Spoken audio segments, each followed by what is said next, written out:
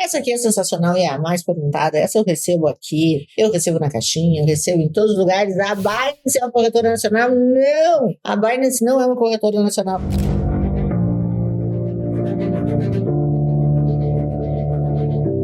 Bom dia, boa tarde, boa noite, Bitcoins do Brasil e do mundo que me acompanham aqui no Declarando Bitcoin. Estamos agora em período aí de imposto de renda, né? Lembrando que 30 de maio vence aí o prazo para a declaração do imposto de renda, inclusive a declaração de imposto de renda, parte criptoativos, né? Que é inserida na nossa declaração de imposto de renda anual. Eu vou falar aqui para vocês hoje, eu vou responder algumas perguntinhas básicas, ok? Que são muito perguntadas para mim e que casualmente, estou brincando que não é casualmente, né? Estão lá no nosso e-book. Lembrando que o nosso e-book, ele é editado todos os anos, né? Todos os anos eu faço ele baseado nas mais perguntadas, né? Do Saque da Loira. Esse ano o nosso livro contém 196 perguntas e inclusive instruções de preenchimento lá na declaração do imposto de renda. Já está disponível, eu vou mostrar ele aqui, olha aqui que capa bonita. O miolo do livro está mais do que atualizado. A nossa sexta edição é o livro mais lido sobre o tema no Brasil. Mas antes de a gente adentrar as respostas que eu dou para vocês no livro, aproveita, toca a sinetinha aqui para receber as nossas notificações, principalmente nesse período. Okay? Se não nos segue, já nos segue aqui agora. Compartilha esse vídeo com gato, cachorro, mãe, pai, papagaio, com todo mundo que opera junto contigo, que é para o YouTube entender o nosso conteúdo como relevante para a comunidade. E já deixa aqui escrito o que você quer saber aqui no canal, ok? Vamos em frente. Tudo que você me perguntou durante o ano inteiro está contido nesse livro. Aqui eu compilei todas as mais perguntadas e dentre elas, algumas eu selecionei para trazer aqui para vocês a título de tira dúvidas para a declaração do imposto de renda, ok? Vou deixar aqui abaixo também o link para o e-book completo. O e-book completo está valendo muito a pena. Se não leu, leia. Eu tenho certeza que ele vai te esclarecer várias dúvidas. Então, uma dúvida recorrente aqui no livro, ela foi a questão número 22 e está situado no capítulo IN 1888. Utilizei o P2P para uma compra ou venda e não sei qual é o CPF ou CNPJ da pessoa. Como declaro isso na IN 1888 de 2019? Se tu não souber o CPF ou CNPJ, siga essas instruções. No campo de identificação, utilize o código 7. País da pessoa física ou da pessoa jurídica possui NIF, a empresa ou a pessoa possui o NIF, mas a pessoa não possui ou é desconhecida. Preencha o nome, campo obrigatório. Ou ainda, se não preencher o nome, preencha o nome da carteira que já vai te solucionar, ok? O que não pode é deixar tudo em branco. E deixar tudo em branco não vai te permitir que tu entregue. Então, você vai ter que clicar lá no 7. O 7 é o que te permite colocar esses dados dessa forma e ir em frente. Aí tu vai me perguntar, mas eu não tenho condições de conseguir o nome do P2P, uma informação obrigatória na IN 1888, como eu declaro. Bom, coloca o nome de carteira aqui, como eu falei. Usou na transação, sei lá, uma MetaMask, uma Pancake, etc. Coloca esse nome. E ainda os termos genéricos, comprador P2P ou vendedor P2P, conforme o caso. Lembrando que isso só funciona se tu tiver marcado lá o código 7. Senão, isso não funciona. Ah, mas não é ilegal não saber os dados do P2P. Ilegal, gente, é só negar a informação. Então, tem dados que se tu não tem os dados, claro que o correto é que tu tenha os dados, mas em não tendo os dados, tá? O menos grave, o menos danoso é tu informar dessa forma, ok? O que tu não pode é deixar de informar. Aí sim tu está incorrendo numa omissão e, portanto, sujeito, inclusive, a sanções, ok?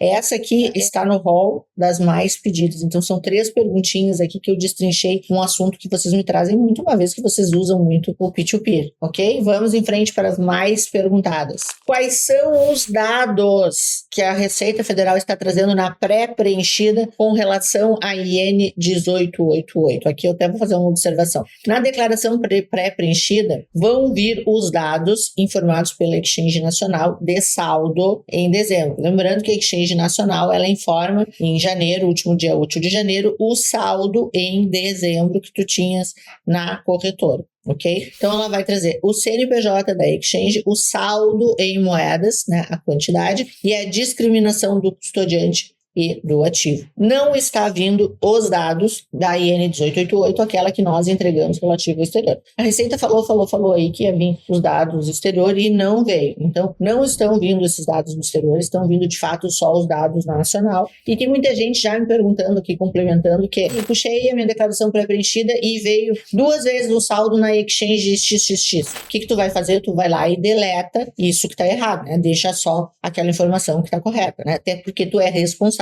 por esse dado. Então, veio na pré-preenchida, não quer dizer que está correto, tu vai lá e arruma. Se tiver que alterar, tu altera. Se tiver que excluir, tu exclui. Se tiver que incluir, principalmente, inclua. Tu vai incluir tanto das nacionais quanto das estrangeiras que não estão vindo na pré-preenchida, ok? O fato de uma informação não vir na pré-preenchida não te exime de tu ter que informar a Receita Federal, ok? A pré-preenchida, ela só traz os dados que a Receita Federal tem diretamente e está trazendo. Beleza? Um outro cuidado que eu teria aqui é que às vezes vem saldos que tu não tem, né?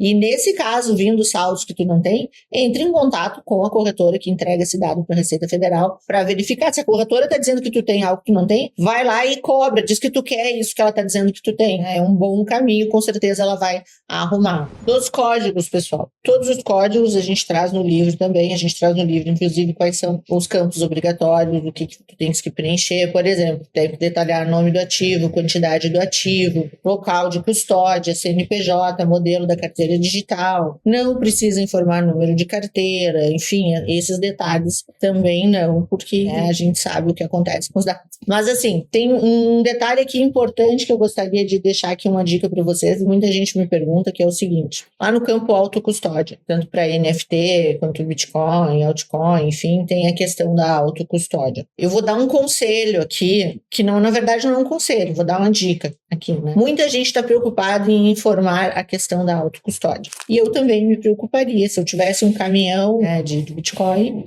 um caminhão de Bitcoin, não tenho um caminhão de Bitcoin, e realmente informar como autocustodiante é delicado. Então eu diria o seguinte: se tu é desses que tem uma preocupação muito grande com isso, se isso vai te tirar o sono, não informa como autocustodiante. Ah, mas Ana, como é que eu não vou informar Bitcoin como autocustódia? Se eu não informar como autocustódia, eu tenho que informar CNPJ e eu não tenho CNPJ, como é que eu faço isso? O que tu vai fazer? Tu, em vez de informar como Bitcoin, por exemplo, informa lá no 99 como outros, coloca na discriminação qual é a moeda, enfim, etc. Mas tu colocando lá no 99 como outros, não vai ser obrigatória a marcação do autocustódio. De certa forma, pelo menos preserva a informação de autocustódia para quem tem grandes valores. Então, isso é uma dica de preenchimento. Está escrito na Receita Federal? Não, não está escrito. Isso é um critério que eu, por exemplo, eu adoto para todo contribuinte, quando é meu cliente. Contribuinte é aquele que tem dor de barriga de informar isso. Eu prefiro informar em outros lá, sem a autocustódia, do que deixar de informar na declaração, né? Então, o menos errado, digamos assim, o menos errado, mas não deixa de informar, mas não informa como autocustódia, que é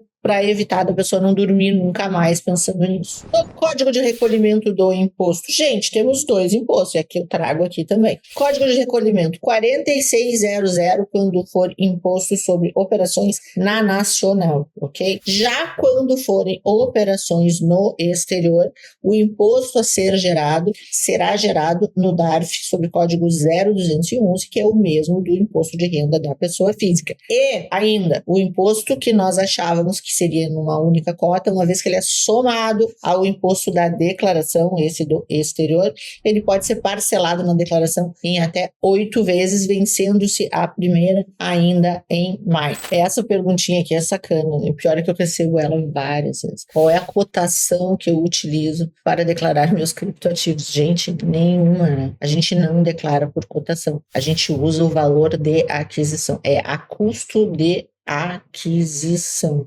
ok? Essa aqui é sensacional e é a mais perguntada. Essa eu recebo aqui, eu recebo na caixinha, eu recebo em todos os lugares. A Binance é uma corretora nacional? Não! A Binance não é uma corretora nacional. Adjacente a essa pergunta, eu recebo a pergunta: qual CNPJ eu uso para Binance? Nenhum, gente. Ela não é uma corretora nacional. Entra lá no blog dela e pega essa informação lá no blog dela, que ela opera como uma exchange no estrangeiro. Mas eu vou deixar para vocês verem lá no livro completo, né? Eu quis só fazer um apanhado geral para vocês entenderem que tá tudo lá no livro. A gente tem no livro lá o preenchimento da declaração. Então a gente traz exemplos lá do preenchimento do GCAP, preenchimento em bens e direitos, né? Principalmente dessa questão do exterior, né? Que entra lá lucros e prejuízos. Então a gente trouxe tudo que é preenchível lá na declaração, a gente trouxe exemplo ainda no nosso livro desse ano, ok? Então eu quis trazer para vocês aqui um apanhado de tudo aquilo que a gente tem no livro. Então são 196 perguntas interativas, respondidas ali com tudo aquilo que a gente conhece, que a gente entende sobre o tema,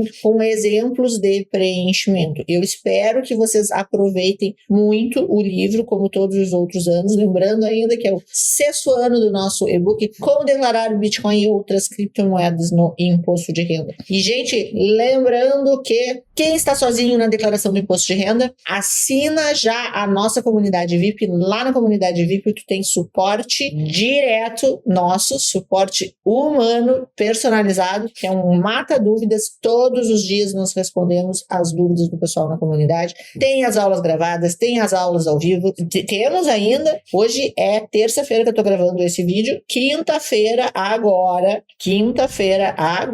temos a aula de preenchimento da declaração do IRPF 2025, ok? Nós vamos abrir uma declaração e fazer com vocês, ok? Gente, sendo que tínhamos para o momento, voltamos agora, se Deus quiser ainda, antes da declaração do imposto de renda. Espero vocês lá na comunidade junto comigo. Escrevam para mim aqui as dúvidas de vocês, na medida do possível eu venho aqui ajudar. Não te esquece de tocar a notificação, assina o nosso canal, compartilha isso com todo mundo que tu conhece, que é para nos ajudar ao YouTube entender o nosso conteúdo como relevante, e já nos segue em todas as redes sociais, ok? Fica aqui o meu beijo grande e o meu muito obrigado pela audiência.